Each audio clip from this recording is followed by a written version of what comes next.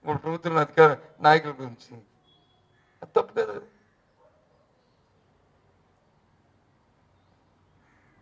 అలాంటివి నాకు ఎంతమంది ఏ నాయకుల గురించి ఎంతమంది అధికారులు నాకు చెప్పారో నా లిస్ట్ ఉంది.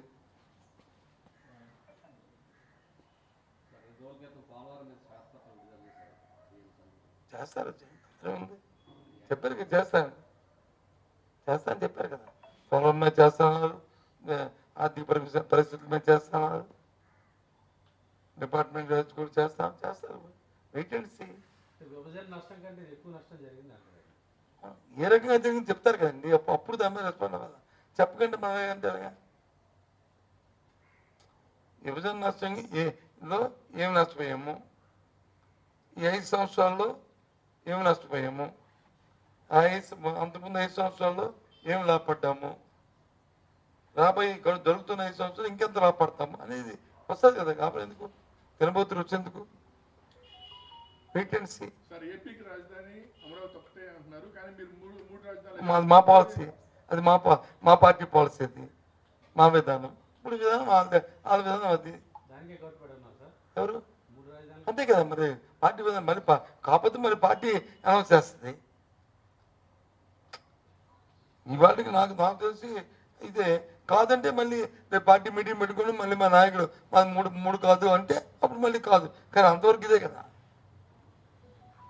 ఇప్పుడు నేను కాదన్నాకి మాట ఏం. ఖరీఫ్ సీజన్ వచ్చింది, ఈ టైంకి మీరు రైతు భరోసా ఇచ్చేవాళ్ళు. అలాగే జూన్ నెల అంటే పరీక్ష అడ్మిషన్స్ టైము, మీరు విద్యా దీవెన కానీ వసతి దీవెన ఇట్లాంటి స్టూడెంట్స్కి సంబంధించిన రియంబర్స్మెంట్ కూడా ఇచ్చేవారు. ఇప్పుడు అది లేట్ అయిందని బయట చెప్తున్నారు. దానికి మీరు ఇప్పుడేం స్పందిస్తారా? తర్వాత నేను దేని మీద కూడా స్పందించదలుచుకోలేదు. వై? బికాస్ ప్రభుత్వం వచ్చి 20 రోజులైంది, 20 రోజులైంది. వాళ్ళ తాలూకా బయట వస్తున్న, నేను పత్రికల్లో కానీ టీవీల్లో కానీ రాత్రి భోజనం చేస్తున్నప్పుడు టీవీలో చూస్తున్న వార్తలు కానీ ఉదయం వేసి కాఫీ తత్వం చూస్తున్న పత్రికల్లో వస్తున్న వార్తలు కానీ చూస్తే ఈ ఫైనాన్షియల్ ఆస్పెక్ట్లో నుంచి ఇలా అధ్యయనం చేసుకుంటున్నారు. ఏ రకంగా సమకూర్చుకోవాలి, ఏంటి పరిస్థితులు ఉన్నారు. అవన్నీ చూసిన తర్వాత అయితే చిన్న అనిపిస్తుంది. తొమ్మిది అధికారులు కొత్త వాళ్ళు అయితే పర్వాలేదు, పాత వాళ్ళు కాబట్టి ఫైనాన్స్ పోస్ట్ వాళ్ళకి ఇప్పటికే తెలిసి ఉండాలి. కానీ ఇప్పుడు చూస్తున్నాం అంటున్నారు కాబట్టి.